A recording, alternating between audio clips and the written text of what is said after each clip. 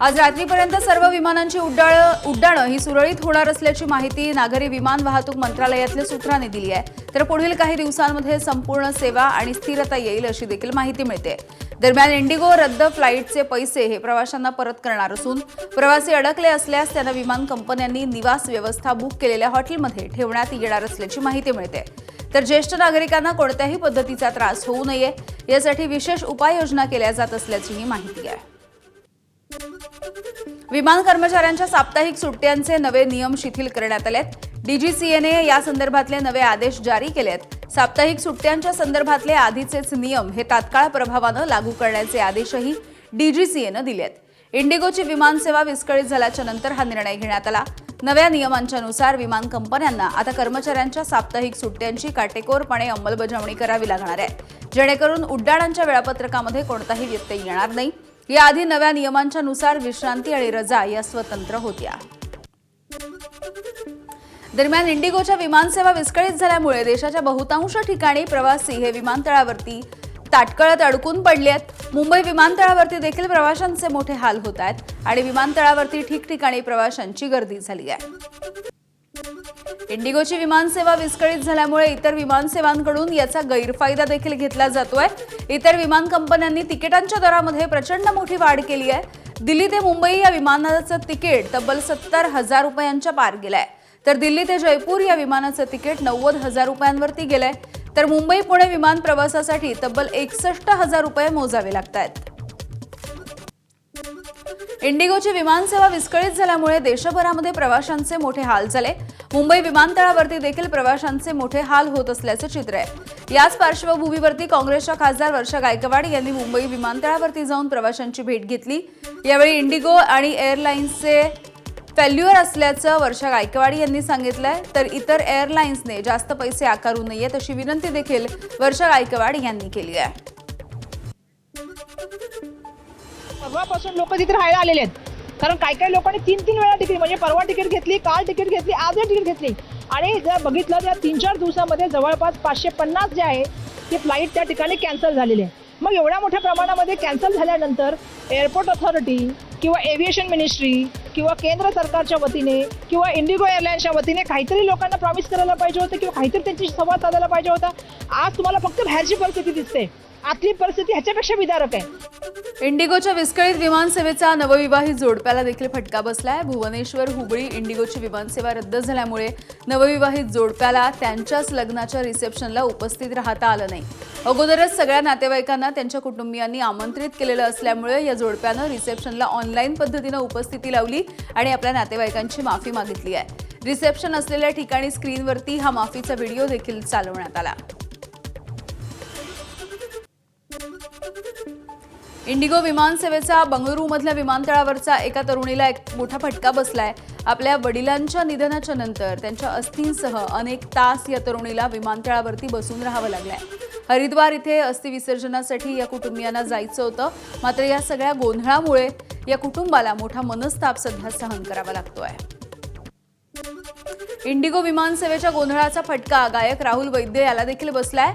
गोवा मुंबई या प्रवासासाठी राहुल वैद्य याला तब्बल 4 लाख रुपये मोजावे लागलेत। राहुल वैद्य याने इंस्टाग्रामवरती सेल्फी पोस्ट शेअर केली आणि ही माहिती दिली आहे। एका इव्हेंटला जाण्यासाठी त्याने इंडिगोची फ्लाईट रद्द झाल्यामुळे 4 लाख रुपये मोजल्याचं सांगत त्याने मनस्ताप व्यक्त केलाय। इंडिगोची दिल्लीमधली आजची सगळी विमानं रद्द झालेली आहेत।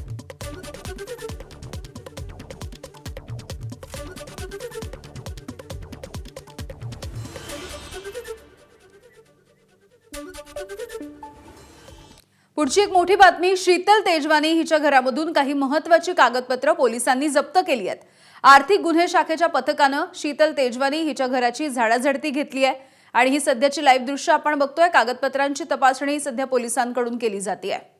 सध्या ताब्यात घेतलेले आहेत आणि आपण बघतोय या गाडीत शीतल तेजवानी बसलेले आहेत, ज्यांची चौकशी आणि अर्थातच घराची पूर्ण झडती या ठिकाणी घेण्यात आलेली आहे। आणि आता पोलीस पुन्हा एकदा शीतल तेजवानीला घेऊन पोलीस आयुक्तालयात घेऊन चाललेले आहेत। त्या ठिकाणी तिची चौकशी सध्या सुरू आहे। परंतु आपण जर बघितलं तर सध्या कोरेगाव पार्क, जो एकदम पुण्यातला आलिशान परिसर आहे, पॉश एरिया म्हणून ओळखला जातो, त्याच परिसरात या सोसायटीमध्ये ऑक्सफर्ड हिलमार्क म्हणून जी सोसायटी आहे त्या ठिकाणी आहे आणि आता होत आहेत सर कागदपत्र जप्त केलेली आहेत, इलेक्ट्रॉनिक डिव्हाइस आहेत.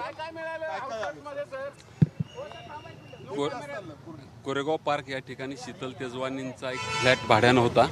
याकरता ईओडब्ल्यूची टीम या ठिकाणी आलेली होती. त्यांनी हाऊस सर्च घेतलेला आहे.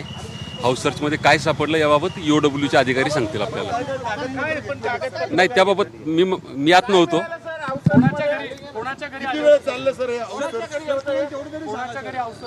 साधारणपणे गेल्या 1-1.5 तासापासून हाऊस सर्च चालू होतं.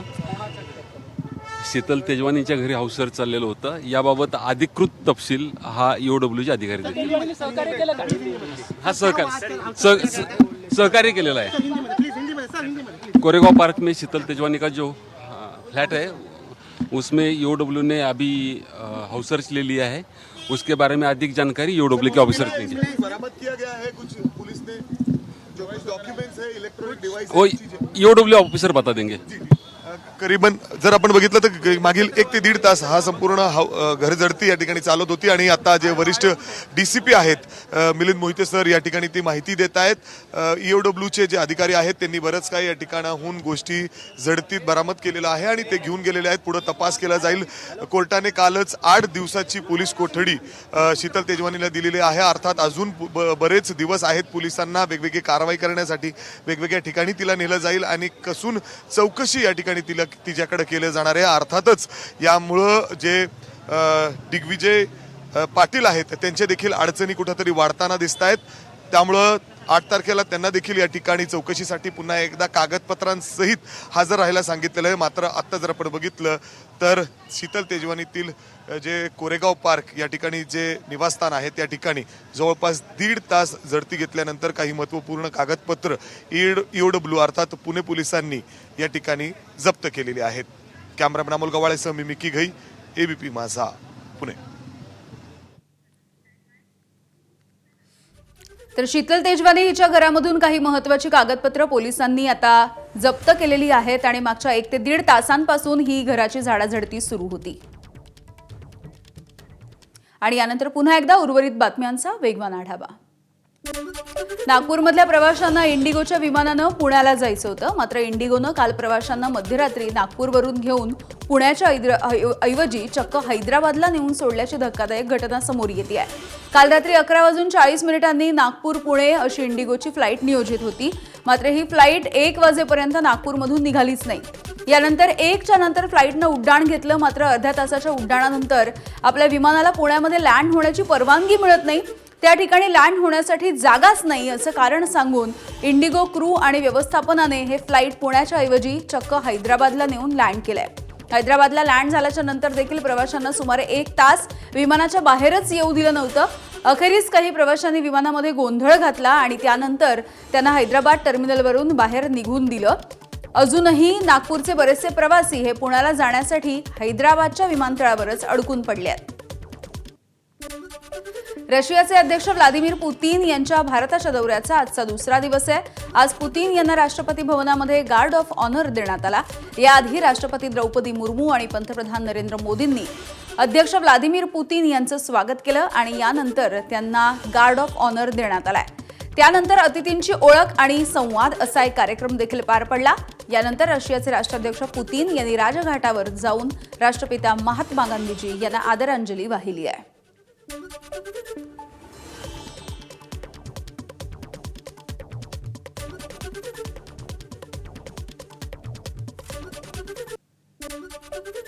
रशियाचे राष्ट्राध्यक्ष व्लादिमीर पुतीन आणि पंतप्रधान नरेंद्र मोदी यांच्यामध्ये दिल्लीमधल्या हैदराबाद हाऊसमध्ये महत्त्वाच्या मुद्द्यांवरती चर्चा झाली आणि यानंतर दोन्ही देशांमध्ये वेगवेगळ्या करारांवरती स्वाक्षरी झाली आहे. या करारांच्या नंतर दोन्ही नेत्यांनी आज झालेल्या कराराच्या विषयी पत्रकार परिषद घेतली आणि सविस्तर माहिती दिली. यावेळी पंतप्रधान मोदी यांनी या करारामुळे दोन्ही देशांमधील आयात निर्यात वाढणार असल्याची माहिती दिली आहे. तसंच या करारामुळे भारताच्या मेक इन इंडिया मिशनला बळ मिळणार असल्याचं देखील पंतप्रधान नरेंद्र मोदी यांनी सांगितलं आहे. मेक इन इंडियाच्या अंतर्गत रशियन कंपन्या भारतामध्ये गुंतवणूक करतील असं पत्रकार परिषदेमध्ये रशियाचे राष्ट्राध्यक्ष पुतीन यांनी म्हटलं. तर कुडनकुलमच्या आण्विक ऊर्जा प्रकल्पाला देखील रशिया सहकार्य करणार असल्याचं पुतीन यांनी म्हटलंय.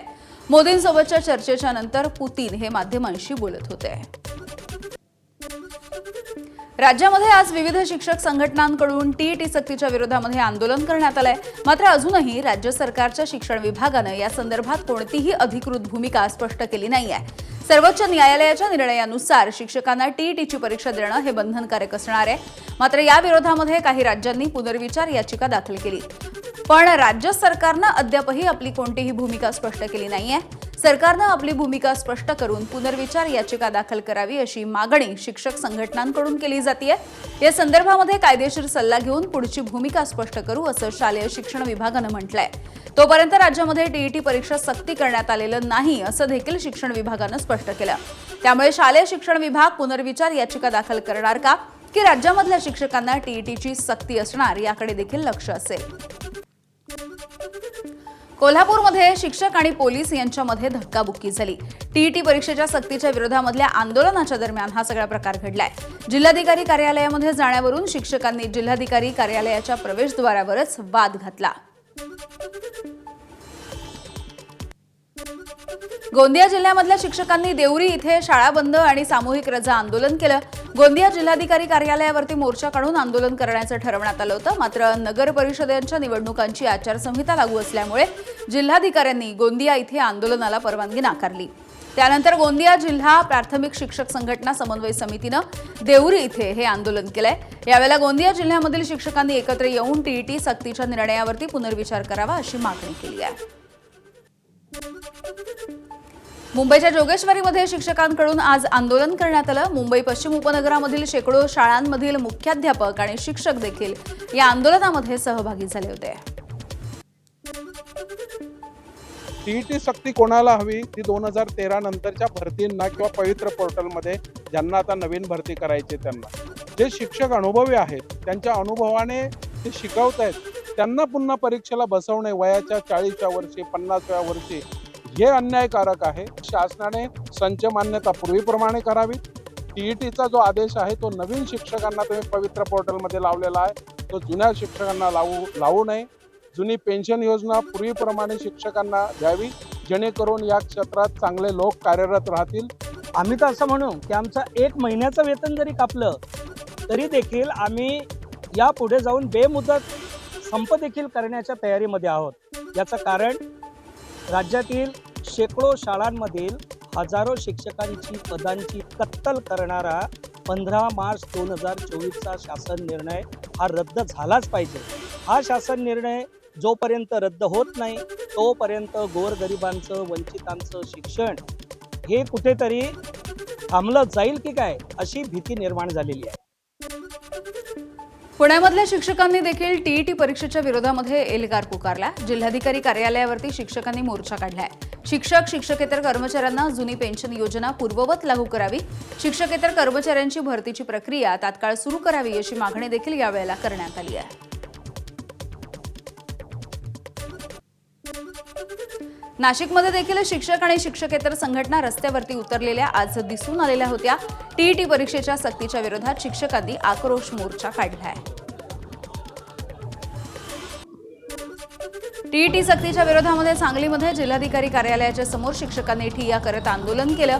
टीईटी सक्ती आणि 15 मार्च 2024 संच मान्यतेच्या जीआरच्या विरोधामध्ये आज संपूर्ण राज्यभर शिक्षक रस्त्यावरती उतरले.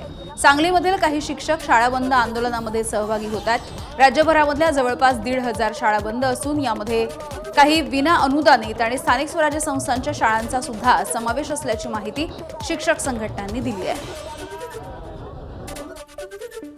राज्यामधल्या विविध शिक्षक संघटनांकडून आज टीईटी परीक्षा सक्तीच्या विरोधामध्ये आंदोलन करण्यात आलंय. मात्र अजूनही राज्य सरकारच्या शिक्षण विभागाची याबद्दलची भूमिका अस्पष्ट आहे. दरम्यान आगामी काळामध्ये होणाऱ्या हिवाळी अधिवेशनामध्ये विविध शिक्षक संघटनांच्या शिष्टमंडळाला संबंधित शिक्षण मंत्री चर्चेसाठी बोलावणार असल्याची प्राथमिक माहिती मिळते.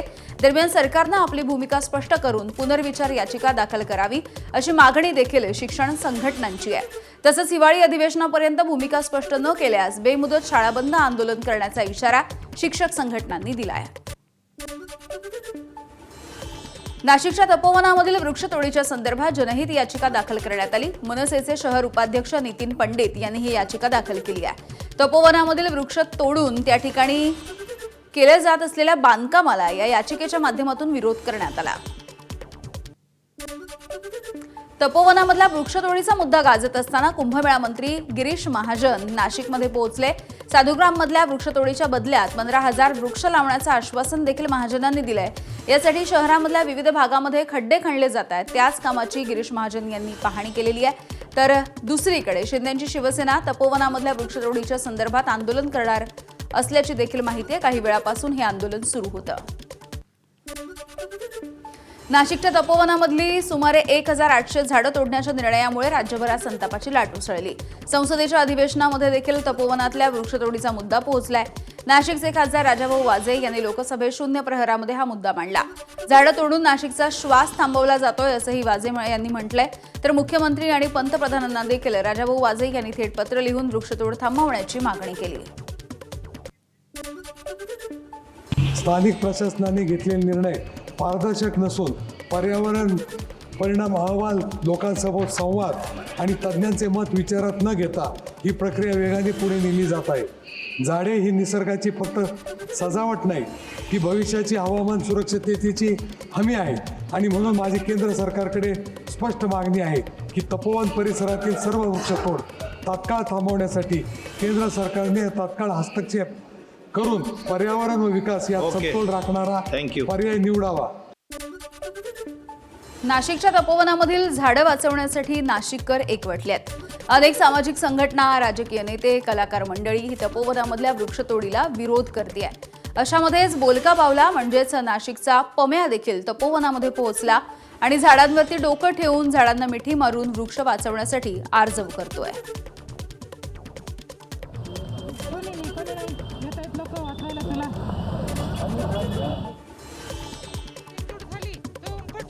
करू शकतो। त्यांनी जर निर्णय घेतला पब्लिकने तर सरकारला मान्य करावंच लागेल। प्लीज आमचे झाडं तोडू नका। आमची जी थंड हवा आहे, आमचं ऑक्सिजन आहे, त्याचं प्रमाण कमी होईल। प्रदूषण वाढण्यामध्ये मदत नका करू। प्लीज। नाशिकमधल्या तपोवनातील वृक्षतोडीला विरोध करण्यासाठी आता दिव्यांग बांधव देखील एकवटले आहेत। नाशिक साधुग्राममध्ये दिव्यांग बांधवांनी राज्य सरकारच्या विरोधामध्ये घोषणाबाजी करत वृक्षतोडीच्या निर्णयाचा विरोध केलाय। धर्माचं पालन करण्यासाठी लाऊडस्पीकर वापरणं बंधनकारक नसल्याचं मुंबई उच्च न्यायालयाच्या नागपूर खंडपीठानं म्हटलंय। गोंदियामधील मशीद ए गौसिया इथे लाऊडस्पीकर लावण्याची परवानगी मिळावी यासाठी सचिव सय्यद इक्बाल अली यांनी उच्च न्यायालयामध्ये याचिका दाखल केली होती।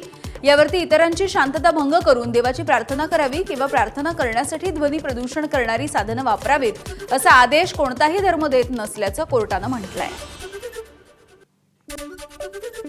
पुण्यामधल्या मुंडवा जमिनीच्या प्रकरणी अमेडिया कंपनीकडून काल नोंदणी आणि मुद्रांक विभागाकडे सुरू असलेल्या सुनावणीच्या दरम्यान म्हणणं मांडण्यात आलं। अमेडिया कंपनीकडून पहिल्या व्यवहाराचं मुद्रांक शुल्क भरायला नकार देण्यात आला। आम्हाला मुद्रांक शुल्क भरायला मिळालेली सूट योग्य होती असा दावा अमेडिया कंपनीनं केलाय। अमेडिया कंपनीला पहिल्या व्यवहाराचे 21 आणि दुसऱ्या व्यवहाराचे 21 असे एकूण 41 कोटी रुपयांचं मुद्रांक शुल्क भरायला सांगण्यात आलंय। अमेडिया कंपनीनं कितीही कहाण्या बनवल्या तरी यामध्ये तथ्य नाही, अशी कोणतीही सूट देण्यात येत नाही अशी प्रतिक्रिया मंत्री चंद्रशेखर बावनकुळेंनी दिली आहे। तर खरे रिपोर्ट आल्याच्या नंतर आम्ही कारवाई करू असंही बावनकुळेंनी म्हटलंय। कुठल्याही परिस्थितीमध्ये आमचं सरकार एकही घोटाळ्याला लपवत नाही आहे। तुम्ही एक घोटाळ्याचं नाव सांगा, त्याचं उत्तर आम्ही देतो। आमचं सरकार पारदर्शी आहे, कुणाला पाठीशी घालणार नाही आणि सरकार हे त्या ठिकाणी पूर्ण ताकदीने कुणी असेल, कुणी घोटाळा केला असेल तरी आम्ही त्याला त्या ठिकाणी जेलमध्ये टाकू, त्या चौकशी समितीचं अंतिम करू आणि कुणालाही सोडणार नाही। पुण्यामधल्या मुंडवा जमिनीच्या प्रकरणी अमेडिया कंपनीकडून पहिल्या व्यवहाराचं मुद्रांक शुल्क भरायला नकार देण्यात आला। त्यामुळे कंपनीवरती दिवाणी आणि फौजदारी गुन्हा दाखल झाला पाहिजे अशी मागणी सामाजिक कार्यकर्त्या अंजली दमानी यांनी केली आहे। यासोबतच कंपनीकडून 10 पट रक्कम दंड म्हणून वसूल करायला हवं असंही दमानी या म्हणाल्या। अमेडिया कंपनीने तर थेट सांगितलंय की ते स्टॅम्प ड्युटीचे 21 कोटी रुपये भरणारच नाहीये। आता तर खरं त्यांच्यावर तात्काळ दिवाणी आणि फौजदारी हे दोन्ही खटले दाखल करणं गरजेचं आहे आता दुसरा टप्पा म्हणजे त्यांनी जी स्टॅम्प ड्युटी भरण्यास नकार दिला तर खरं तर त्यांना 10 पट रक्कम त्यांच्याकडनं दंडात्मक वसूल करता येते. पुण्यामधल्या मुंडवा जमिनीच्या प्रकरणी दिग्विजय पाटील यांना पुणे पोलीस आर्थिक गुन्हे शाखेनं 8 डिसेंबरला चौकशीसाठी बोलावलंय. पाटीलची अगोदर एक वेळ पुणे पोलिसांनी चौकशी केली आहे. या अगोदर शीतल तेजवानीला अटक करून पोलीस कोठडी सुनावण्यात आली. आता पाटील याला परत एकदा 8 डिसेंबरला चौकशीसाठी बोलावलं जात आहे. अकोल्याच्या तेल्हारा तालुक्यामधल्या अडगाव बुद्रुक गावामधील एक व्हिडिओ सध्या सोशल मीडियावरती व्हायरल होतोय. यामध्ये अडगावमधील मोहम्मदिया उर्दू वरिष्ठ प्राथमिक शाळेमधील काही विद्यार्थ्यांनी पाकिस्तान जिंदाबादचे नारे लावल्याचाही आरोप काही गावकरी करतायत. मात्र पोलिसांनी हा आरोप फेटाळून लावला. विद्यार्थ्यांनी बहादूर खान जिंदाबादचे नारे लावल्याचं त्यांनी म्हटलंय. स्कूल गेले होते आणि जाऊन तिकडे आपली मुलासोबत ते बोलले की काय नेमकं चाललं होतं. ऐसे कैजुअली जो बात करते ना, जो बच्चे हैं तो उनको हम डायरेक्टली पूछ नहीं सकते.